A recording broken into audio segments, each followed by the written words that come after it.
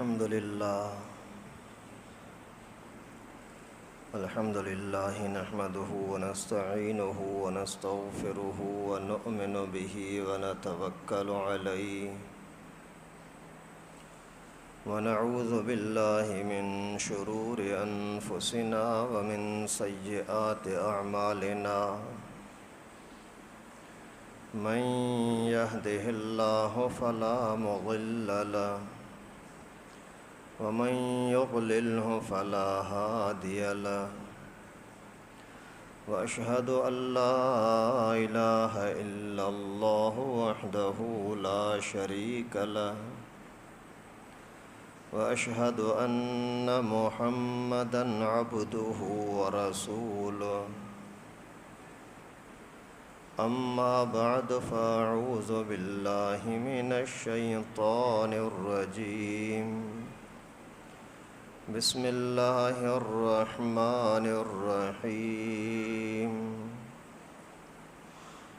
يوم يفر المرء من أخيه وأمه وأبيه وصاحبته وبنيه صدق الله العلي العظيم۔ محترم دوستو عزیزو، سورہ عبس کی کچھ آیتیں آپ کے سامنے تلاوت کی جن میں اللہ رب العالمین ایسے وقت کا تذکرہ فرما رہے ہیں جو ہر انسان کے سامنے لازمی آنا ہے، اور ایسا سخت کٹھن اور مشکل ترین وقت ہوگا کہ اسی کے سختی کا انسان دنیا میں تصور بھی نہیں کر سکتا کہ اتنا بھی کوئی سخت مرحلہ، سخت وقت کسی پر آ سکتا ہے۔ انسان اپنی عقل کے ذریعے سے، اپنے دل دماغ کے ذریعے سے، سوچوں کے ذریعے سے بہت آگے تک جا سکتا ہے۔ خوشیوں کو سوچنے لگے تو سوچتے سوچتے پتہ نہیں بادشاہوں کے منزلت اور عزتوں سے زیادہ بھی سوچ لیتا ہے کہ مجھے یہ کچھ مل جائے۔ مشکلات کو سوچ کر کے آدمی انتہائی مشکل ترین، اگر کوئی قیدیوں پر حالات آتے ہیں، کسی کو کاٹا جائے، ٹکڑے ٹکڑے کیے جائیں، ایسی حالات کو بھی آدمی سوچ سکتا ہے دماغ سے۔ لیکن ان آیتوں میں جس منظر کا اللہ تعالیٰ نے تذکرہ کیا ہے وہ انسان کے سوچوں سے بھی آگے ہے، سوچ بھی نہیں سکتا کہ اتنا مشکل وقت بھی کبھی ہو سکتا ہے۔ اللہ تعالیٰ فرماتے ہیں کہ ایسا وقت آئے گا نہ بھائیوں کا احساس ہوگا، نہ ماں کا، نہ باپ کا، نہ بیوی کا، نہ اولاد کا، کسی کا کوئی تصور، کوئی آپ کی سوچ بھی نہیں ہوگی کہ یہ کوئی میرا فائدے کا ذریعہ بن سکتا ہے، مجھے یہاں سے کچھ فائدہ مل سکتا ہے۔ نہیں، ایسا منظر آنا ہے، سب کے سامنے آنا ہے۔ ہمارے جو پہلے والے دنیا سے گزر گئے ان کے اوپر بھی یہ حالات آئیں گے، ابھی جو ہم دنیا کے اندر موجود ہیں ان پر بھی، جو آگے لوگ قیامت تک آئیں گے ان پر بھی یہ حالات آئیں گے۔ لیکن اللہ کے نبی وہ بھی اس وقت میں اپنی میں سوچ رہے ہوں گے، کسی اور کی طرف ذہن توجہ ان کا بھی نہیں جائے گا۔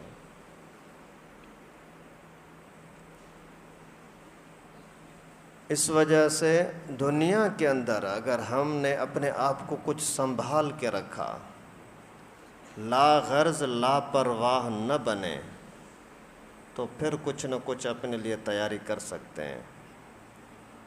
لیکن اگر دنیا کے اندر ہم بے پرواہ پڑے رہے، کسی نصیحت کو سننے کے لیے تیار نہیں، کسی بڑے کی بات ماننے کے لیے تیار نہیں، بس جانوروں کی طرح جانور کے سامنے کوئی آپ نصیحت کرو، اس پر احساس نہیں ہوتا کہ کیا کہا گیا۔ اگر یہ انسان بھی ان کی طرح بن گیا کہ ابو نے، دادا نے، استاد نے، بزرگوں نے، علماء نے، دینداروں نے کوئی نصیحت کی اور اس کو کچھ احساس نہیں ہوا، تو پھر آگے یہ مرحلہ بڑا مشکل ہو جائے گا، یہ وقت بڑا مشکل ہو جائے گا۔ جہنمی تو جہنمی، لیکن جو جنتی ہوں گے وہ بھی اس وقت میں پریشان ہوں گے۔ جنتی لوگ بھی اس منظر کے وقت میں جس کو اللہ تعالیٰ نے ان آیتوں میں بیان کیا، اس وقت جنتی لوگ بھی بڑے پریشان ہوں گے۔ دنیا کے اندر سب سے زیادہ عزت عظمت والا اگر کوئی طبقہ ہے تو وہ انبیاء کرام کا ہے، نبیوں کا ہے۔ نبیوں کا تذکرہ خود بخاری شریف میں اور احادیث مبارکہ میں اسی آیت کے تشریح کے اندر مفسرین کرام نے لکھا ہے کہ جب نفسا نفسی کا عالم ہوگا، اللہ تبارک و تعالی سخت غصے میں ہوں گے، لوگ پریشان ہوں گے ہم کہاں جائیں،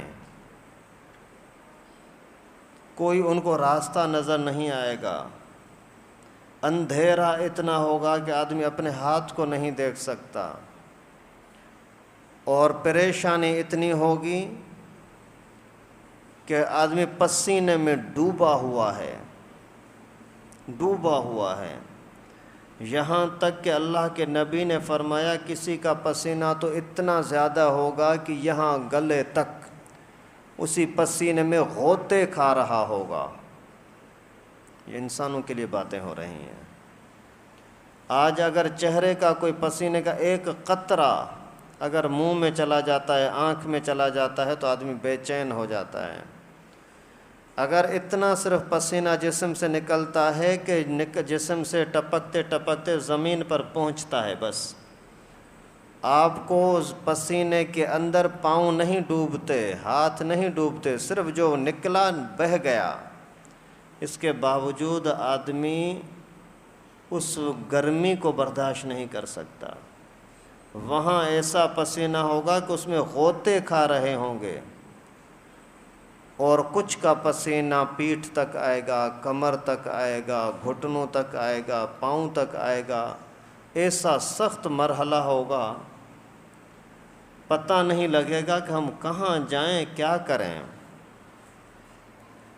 اس وقت میں پھر ایسے ہی آوازیں اٹھنا شروع ہوں گی کہ سب انسانوں کا ابا حضرت آدم ہے علیہ السلام، ان کے پاس چلتے ہیں۔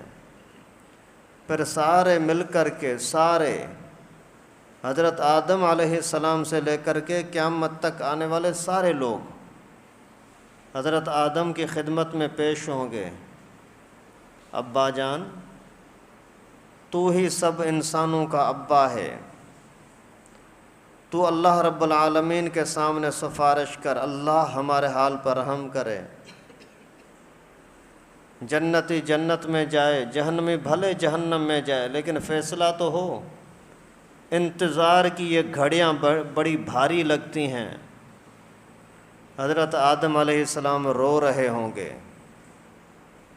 کانپ رہے ہوں گے، اپنی جان کی پڑی ہوگی۔ اللہ کے نبی نے فرمایا حضرت آدم بھی نفسی نفسی پکار رہے ہوں گے، اللہ مجھ پر رحم کر، اے اللہ میرے حال پر رحم کر۔ پھر لوگ پریشان ہوں گے، اے ابا جان، آپ کے سوا اور کون ہے، کس کے پاس جائیں؟ حضرت آدم فرمائیں گے مجھے اللہ تعالیٰ نے فرمایا تھا کہ اس درخت کو نہ کھانا، میں نے اسی سے کھا لیا تھا، اور آج جو اللہ تعالیٰ کا جلال اور غیظ و غضب اور غصہ نظر آ رہا ہے، کبھی بھی اللہ تعالیٰ کا اتنا غصہ ہم نے نہ دیکھا ہے، نہ اللہ تعالیٰ نے کیا ہے، نہ ہی پر آئندہ کبھی کریں گے۔ لیکن آج والا جلال اسی کے سامنے کوئی آ نہیں سکتا۔ ہاں اگر آپ کو جانا ہے تو نوح علیہ السلام کے پاس چلے جاؤ، شاید تمہارا کام بن جائے۔ سارے کے سارے اربوں خربوں لوگ حضرت نوح علیہ السلام کی خدمت میں آئیں گے، اے اللہ کے نبی، اے اللہ کے پیارے، تو اللہ تعالیٰ کا لاڈلا ہے، تیرے کہنے پر اللہ تعالیٰ نے تیرے سب دشمنوں کو تباہ کر دیا تھا، تو ہماری سفارش کر لے۔ حضرت نوح علیہ السلام کو دیکھیں کہ وہ رو رہے ہیں، وہ بھی یہی الفاظ، نفسی نفسی، اللہ مجھ پر رحم کر، یا اللہ میرے حال پر رحم کر، پکار رہے ہوں گے۔ لوگ پھر پریشان، حضرت اگر آپ بھی ہمارا کام نہیں کر رہے، آپ بھی اگر اللہ رب العالمین کے سامنے ہماری التجا نہیں رکھ رہے، آخر کون سا دروازہ ہے، کہاں جائیں؟ حضرت نوح علیہ السلام فرمائیں گے، مجھے اللہ تعالیٰ نے ایک دعا دی تھی کہ آپ کے لیے یہ دعا ایک تحفہ ہے، جب چاہو اس کو استعمال کرو۔ تو میں نے اپنے قوم کے نافرمان لوگوں کے خلاف اس کو استعمال کیا تھا۔ میں نے اللہ تعالیٰ سے عرض کیا تھا کہ اللہ زمین پر کوئی ایک بھی باقی نہ رہے، لا تذر علی الارض من الکافرین دیارا، کوئی بھی زندہ نہ رہے، مجھے آج خطرہ ہے۔ اللہ تعالیٰ نے اگر مجھ سے یہ پوچھ لیا نوح تو اتنا سخت کیوں بنا تھا، اتنے سارے لوگوں کو ایک دم ہلاک کروا دیا کیوں؟ اس وجہ سے میں تو ڈر رہا ہوں، میں تو اللہ کے سامنے نہیں آ سکتا۔ ہاں اگر آپ کو جانا ہے تو ایک راستہ مجھے نظر آ رہا ہے، ابراہیم کے پاس جاؤ، وہ اللہ کا خلیل ہے، اللہ تعالیٰ نے اس کو اپنا دوست بنایا ہے۔ لوگ آئیں گے حضرت ابراہیم کے پاس، وہی عرض کریں گے، اے اللہ کے خلیل، اے اللہ کے پیارے، اللہ کے نبی، اس کے فضائل بیان کریں گے، تو وہی ہے جس نے کعبہ بنایا تھا، تو وہی ہے جسی کا اللہ تعالیٰ نے تذکرہ قرآن میں بھی کیا تھا اور کتابوں میں بھی کیا تھا، آپ ہمارے لیے سفارشیں کریں۔ جیسے حضرت ابراہیم پر نظر پڑے گی تو وہ بھی رو رہے ہوں گے، ان کے زبان مبارک سے بھی نفسی نفسی کے الفاظ آ رہے ہیں، اللہ مجھ پر رحم فرمائے، اللہ میرے حال پر رحم فرما۔ حضرت ابراہیم سے عرض کریں گے، اللہ کے نبی، اے اللہ کے خلیل، اگر آپ ہمارا معاملہ حل نہیں کر سکتے تو آخر ہم کہاں جائیں؟ حضرت ابراہیم علیہ السلام فرمائیں گے کہ مجھے خود خطرہ ہے میری پکڑ نہ ہو جائے۔ میں نے 3 مرتبہ بات کو دنیا کے اندر گھما کر کے لوگوں کے سامنے پیش کیا تھا، خطرہ ہے کہ آج میری ان کی وجہ سے پکڑ ہو جائے کہ تو نے صاف صاف بات کیوں نہیں کی۔ ایک مرتبہ مجھے سارے لوگوں نے، گھر والوں نے، محلے والوں نے، پڑوسیوں نے، سب نے بولا کہ چلو چلتے ہیں میلے پر، مارکیٹ چلتے ہیں، بازار، وہاں شرک بھی ہوتا تھا اور گانے بجانے بھی ہوتے تھے، مخلوط ماحول، برائی اور بے حیائی کا ماحول ہوتا تھا۔ میں نے ان سے معذرت بہت کی لیکن مان نہیں رہے تھے۔ جب بہت زیادہ انہوں نے زور لگایا تو میں نے جان چھڑانے کے لیے بولا کہ انی سقیم، میں بیمار ہوں، میں چل نہیں سکتا۔ تو بیماری سے مراد میرا یہ تو نہیں تھا کہ میں کوئی جسم کے اندر درد ہے، ٹانگوں میں درد ہے، اس وجہ چل نہیں سکتا، یہ مراد نہیں تھا۔ مراد تو میری یہ تھی کہ میرا دل نہیں مانتا، میرا دل ان شرکیہ چیزوں سے دور ہے، لیکن بات کو گھمانا تو ہوا نا، اس وجہ سے خطرہ ہے کہ مجھ سے یہ اس پکڑ میں آ جاؤں کہ بات کو گھمایا کیوں تھا، صاف کیوں نہیں بولا میں نہیں چلوں گا۔ دوسری مرتبہ بھی ایسا مجھ سے ہو گیا۔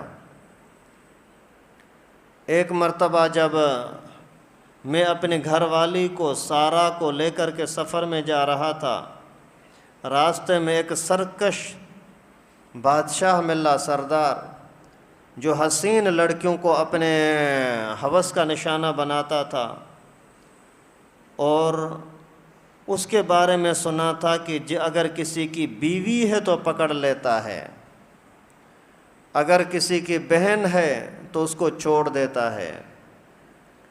تو میں نے اپنی بیوی کو سارا کو سبق دیا کہ وہ اگر پوچھے کون ہے تو کہنا کہ میرا بھائی ہے۔ مسلمان ہونے کے ناطے تو سارے مسلمان بہن بھائی ہیں آپس میں، ہر مرد مسلمان مرد کا بھائی ہے، کوئی بھی عورت ہو مسلمان کی بہن ہے، اسی ناطے کوئی جھوٹ تو نہیں، ناجائز تو نہیں، لیکن بات کو گھمانا تو ہوا، شاید میری پکڑ ہو جائے۔ جب سارے لوگ چلے گئے میلے کے لیے، میں نے پھر اللہ کے دشمنوں کے شرارتوں کو ختم کرنے کے لیے ان کے جو بت پڑے ہوئے تھے بت خانے کے اندر، ان سب کو توڑ دیا، ایک بت بیچ میں پڑا رہا۔ پھر وہ جب آئے تو چیخنے لگے، چلانے لگے، یہ کیا ہو گیا؟ ہمارے خداؤں کو کس نے ریزہ ریزہ کیا، ٹکڑا ٹکڑا کیا؟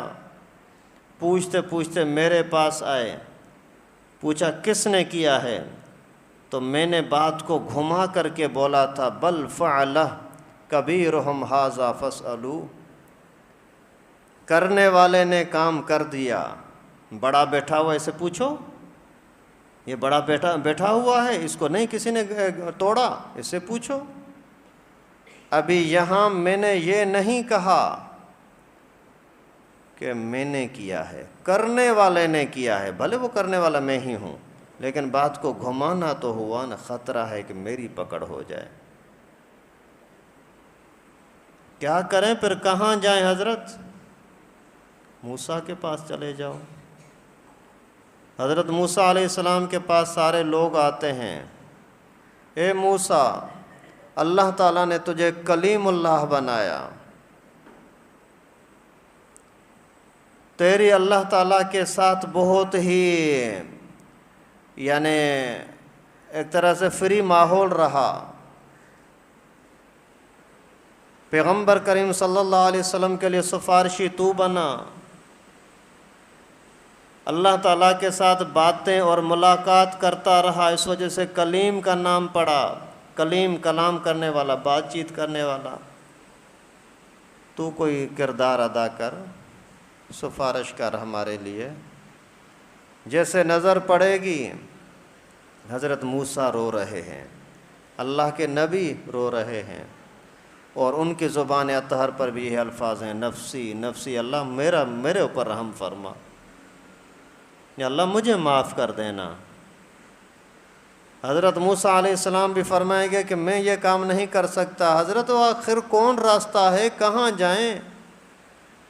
حضرت موسیٰ فرمائیں گے کہ ایک مرتبہ میں نے دیکھا تھا، دو بندے لڑ رہے تھے، ایک ظالم تھا ایک مظلوم تھا، میں نے چھڑانے کی کوشش کی، وہ چھوڑ نہیں رہا تھا، آخر میں نے مکہ مارا، وہ مر گیا، میرا مارنے کا ارادہ نہیں تھا لیکن مر چکا، ابھی مجھے خطرہ ہے، شاید اللہ تعالیٰ مجھ سے پوچھ لے تو نے کیوں مارا تھا، اس وجہ سے میں تو آگے نہیں بڑھتا، میں تو آگے نہیں جاؤں گا۔ حضرت پھر کہاں جائیں، کیا کریں؟ فرمایا کہ عیسیٰ کے پاس جاؤ، عیسیٰ روح اللہ ہے، اللہ کا پیارا ہے۔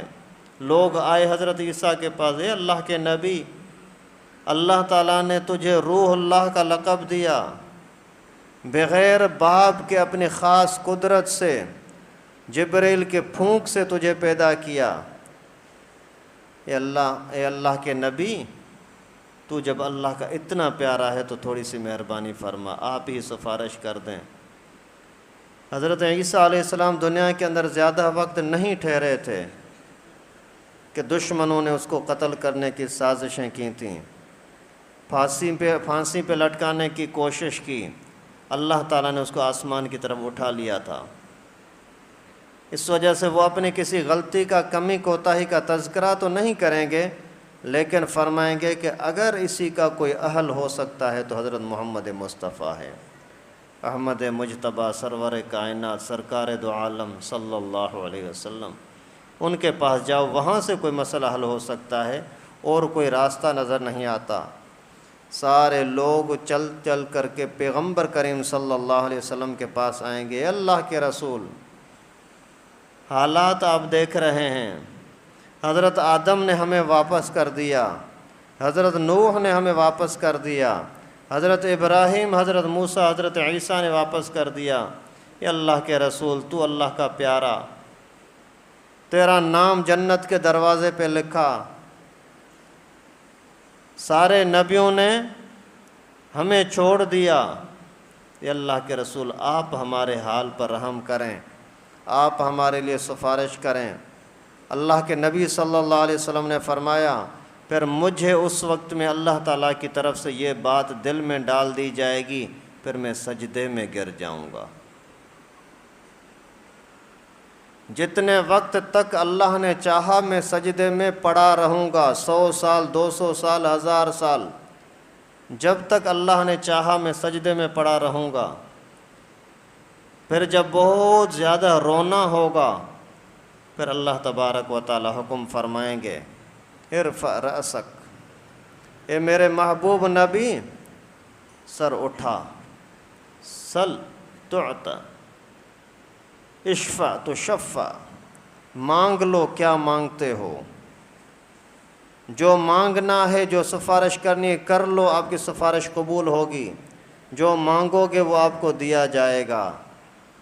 پھر اللہ کے نبی صلی اللہ علیہ وسلم نے فرمایا، اس وقت میں اللہ تعالیٰ میرے دل میں ایسے کلمات، ایسی دعائیں میرے دل میں ڈالیں گے جو آج تک نہ کسی نے اس طرح کی دعائیں سنی ہیں، نہ کسی کے وہم و گمان میں آئی ہیں۔ اس وقت اللہ تعالیٰ میرے دل میں ڈالیں گے، میں ان دعاؤں سے اللہ تعالیٰ کے سامنے عرض رکھوں گا، پھر اللہ تعالیٰ مجھے یہ اجازت دیں گے کہ ابھی سفارش ہو، اور اسی کا نام ہے شفاعت کبریٰ، سفارش کبریٰ۔ اور اس وقت میں اللہ کے نبی صلی اللہ علیہ وسلم فرمائیں گے، امتی امتی، اے اللہ میرے امت پر رحم فرما، اے اللہ میرے امت پر رحم فرما۔ حالات کیا تھے؟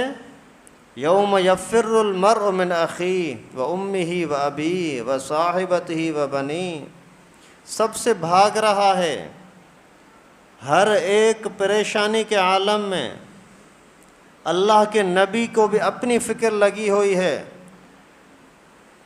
ایسے عالم کے اندر اگر کوئی تمہارے لیے سہارا بن سکتا ہے، اگر کوئی ہمارے لیے سہارا ہے، تو اسی سہارے کا نام ہے حضرت محمد مصطفیٰ صلی اللہ علیہ وسلم، اور کوئی سہارا نہیں ہے۔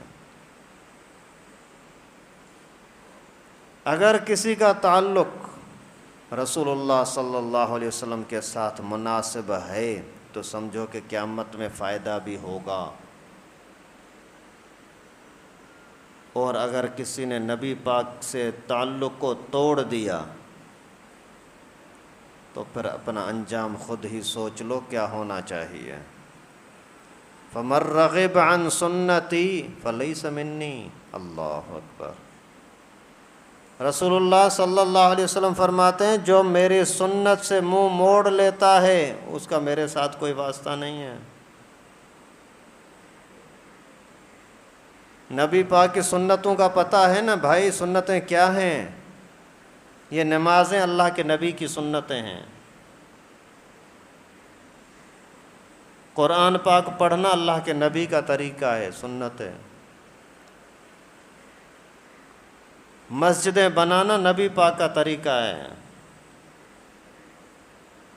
داڑھی رکھنا نبی پاک کا، سب نبیوں کا طریقہ ہے، گالم گلوچ سے بچنا اللہ کے نبیوں کا طریقہ ہے، پائنچے ٹخنوں سے اوپر کرنا رسول اللہ کا طریقہ ہے، سنت ہے، سر کو ڈھکنا، سر پر ٹوپی، رومال، پگڑی کچھ نہ کچھ باندھے رکھنا، یہ اللہ کے نبی کی سنت ہے۔ لم تنلہ شفاعتی، اللہ کے نبی فرماتے ہیں جو بندہ میری سنت کو چھوڑ دیتا ہے وہ میری سفارش سے محروم رہے گا۔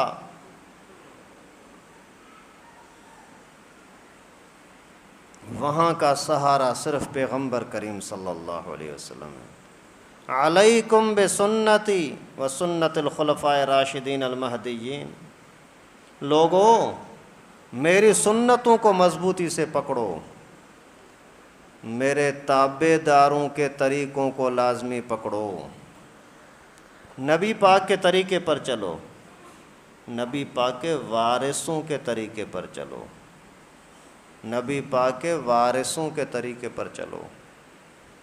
آج تمہارے سامنے پیغمبر کریم صلی اللہ علیہ وسلم آ کر کے نہیں بتائیں گے کہ لباس کیسا میری طرح پہنو، کس طرح کا ہونا چاہیے، نہیں۔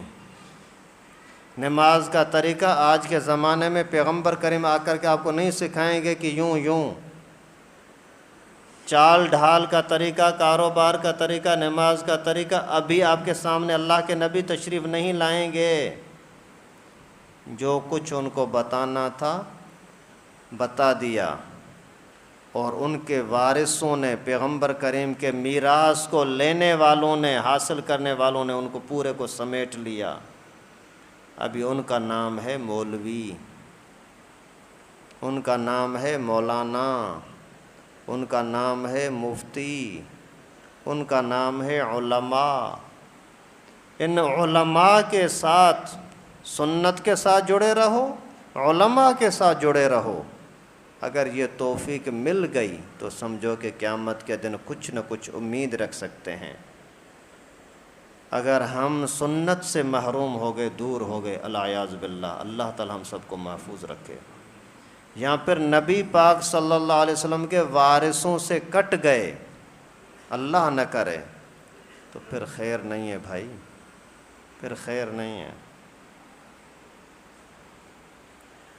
جیسے مالی لحاظ سے آپ کے ابو کا مال جائیداد بھی بہت ہو، لیکن اگر کسی چھوٹے بچے کو جس کا اپنا کوئی مال سہارا نہیں ہے، اسی کو اگر کوئی اپنے باپ کے مال سے، گھر سے، پیسے سے، کاروبار سے کاٹ دے، جدا کر دے، یہ بیچارہ تڑپتا رہے گا، کہاں جائے گا؟ اگر کوئی بندہ پیغمبر کریم صلی اللہ علیہ وسلم کے میراث سے، دین سے، سنت سے، وارثوں سے کٹ گیا، یہ بھی تڑپ تڑپ کر کے جہنم میں جائے گا، بچ نہیں سکتا۔ اللہ رب العالمین نے کس پیارے انداز سے سمجھایا، بھائی آپ کے کام نہیں آئے گا، امی آپ کے کام نہیں آئے گی، ابو کام نہیں آئے گا بھائی، بیوی کام نہیں آئے گی، بیٹا کام نہیں آئے گا، صرف کام آئے گا تو آپ کا عمل کام آئے گا، اور عمل سنت والا ہو۔ اس کے علاوہ اور کوئی ذریعہ نجات کا نہیں ہو سکتا۔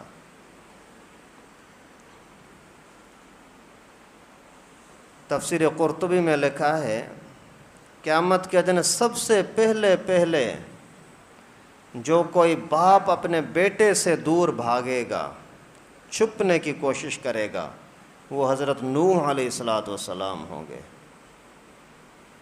سب سے پہلے جو بیٹا اپنے باپ سے دور ہونے کی کوشش کرے گا، ابا میرے سامنے نہ آ جائے، وہ حضرت ابراہیم علیہ السلام ہوگا۔ اور سب سے پہلے جو بھائی اپنے بھائی سے چھپنا چاہے گا، وہ حابیل ہوگا، جو قابیل نے اس کو قتل کیا تھا، یہ دور بھاگے گا۔ سب سے پہلے جو شوہر اپنی بیوی سے بھاگے گا، دور ہوگا، چھپے گا کہ بیوی میرے سامنے نہ آ جائے، وہ حضرت لوط علیہ السلام ہوگا۔ ایسا نہ ہو کہ بیٹا امید رکھے، ارے ابا جان دوڑتا آئے، ابا نوح میرے حال پر رحم کر، ابو میرے لیے سفارش کر۔ ابو پہلے صحیح آنکھ چرا لے گا، منہ پھیر دے گا، میرے قریب آئے ہی نہیں، مجھے اپنی لگی ہوئی ہے۔ شاید کسی باپ کو یہ امید ہو کہ میرا بیٹا تو اللہ کا نبی تھا ابراہیم، آزر دوڑ کر کے حضرت ابراہیم کی طرف آئے، پہلے سے ہی چہرہ پھیر دیں گے کہ میرے قریب نہ آئیں، لیکن یہ قاعدہ قانون عام ہو گیا آپ کے لیے بھی۔ بھائی کے مولوی ہونے پر آپ فخر نہ کریں، باپ کے بزرگ ہونے پر فخر نہ کریں، بیٹے کے مفتی بزرگ ہونے پر فخر نہ کریں۔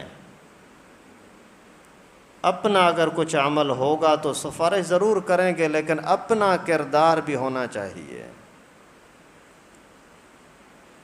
سفارش قرآن پاک سے ثابت ہے، اس کا انکار نہیں ہے، لیکن نبی پاک صلی اللہ علیہ وسلم سے زیادہ عظمت والا کائنات میں کون ہو سکتا ہے؟ نبیوں کے اولاد کے اندر بی بی فاطمہ سے زیادہ عزت عظمت والی کون ہو سکتی ہے؟ جب اللہ کے نبی اپنی بیٹی فاطمہ سے کہتے ہیں فاطمہ اپنے ساتھ اعمال لے آنا، عمل لے آنا، یہ نہ سمجھنا کہ میرا ابو مجھے چھڑا کر کے جنت میں لے جائے گا، نہیں، تیرے عمل تیرے ساتھ ہونے چاہیے۔ کوئی بندہ اگر شرک سے زندگی بھر بچا رہا، کفر سے بچا رہا، پھر تو امید ہے کہ جس کو آپ نے چائے پلائی وہ بھی تمہارے لیے سفارش کر دے، جسی کو قرآن پاک کا ایک نسخہ لے کر کے دیا وہ بھی تمہارے لیے سفارش کرے گا، کوئی مسجد کے اندر پنکھا لگا دیا وہ بھی آپ کے لیے سفارش کا ذریعہ بن سکتا ہے۔ لیکن اگر شرک کا ذرہ سا بھی زندگی بھر، کوئی ذرہ سا، کبھی کوئی زندگی میں ایک مرتبہ انکار کر دیا، کفر کر دیا، نہیں میں تو قرآن کو نہیں مانتا، نعوذ باللہ، میں تو نبی پاک کی حدیث کو نہیں مانتا، نعوذ باللہ، یا کوئی اس طرح کا کفر یا جملہ کہہ دیا، زندگی بھر کے نیک اعمال برباد ہو جائیں گے۔